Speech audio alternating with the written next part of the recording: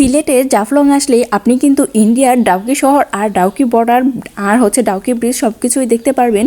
এই যে আপনার সামনে যে ব্রিজটা দেখতে পাচ্ছেন এইটাই কিন্তু ডাউকি ব্রিজ, আর সামনে যে শহরটা দেখা যাচ্ছে এটাই কিন্তু ডাউকি শহর। আর এই শহরটা দেখতে অনেক বেশি সুন্দর দেখা যায়। আর এখানে আসলে কিন্তু দুধের স্বাদ ঘোলে মেটানো যায়, যেমন বাংলাদেশে থেকে ইন্ডিয়ার স্বাদ মেটানো যায়, মানে ইন্ডিয়া দেখা যায় আর কি।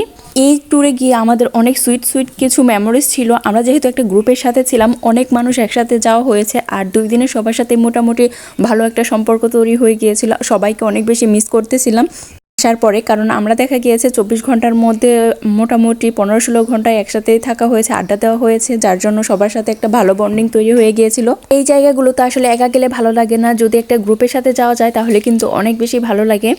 যে মানুষগুলোর সাথে কখনোই দেখা হয়নি তাদের সাথে খুব তাড়াতাড়ি মেশা যায় আর তাড়াতাড়ি পরিচিত হয়ে যায়, আর আসার সময় দেখা যায় যে তাদের জন্য খারাপও লাগা শুরু করে দেয়। সিলেট ট্যুরের পরে আমরা সুন্দরবন গিয়েছি, কক্সবাজার গিয়েছি, সেন্ট মার্টিন গিয়েছি, কিন্তু প্রত্যেকটা ট্যুরের মজাই আলাদা ছিল। প্রত্যেকটা ট্যুরের এক্সপিরিয়েন্স, বন্ডিং সবার সাথে এটা সবকিছুই আলাদা ছিল। মানে যেটা হয়েছে আর কি, আমার সমুদ্রটাই বেশি দেখা হয়েছে, এখন শুধু পাহাড় দেখা বাকি। প্রতিটা ট্যুরে আসলে আমরা নতুন নতুন কিছু দেখতে পারি, নতুন নতুন জিনিস দেখতে ভালোই লাগে। আর আমার কাছে তো ট্যুর বলতে অনেক বেশি ভালো লাগে, কোথাও বেড়াতে যেতে আমার অনেক বেশি ভালো লাগে।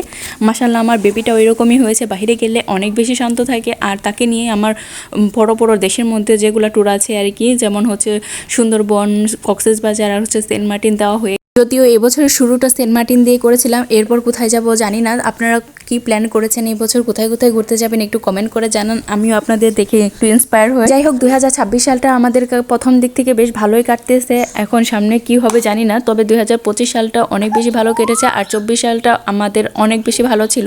যাই হোক, এখন 26 সালে কি হয় না হয় সেই অপেক্ষায় আছি, কারণ এখন পর্যন্ত সবকিছু বেশ ভালোই ছিল। এখন দেখি সামনে কি অপেক্ষা করতেছে আমাদের জন্য। সারা বছর যদি ভালো যায় তাহলে বছর শেষে বলতে পারবো যে হ্যাঁ, 2026 সালও অনেক বেশি ভালো কেটেছে।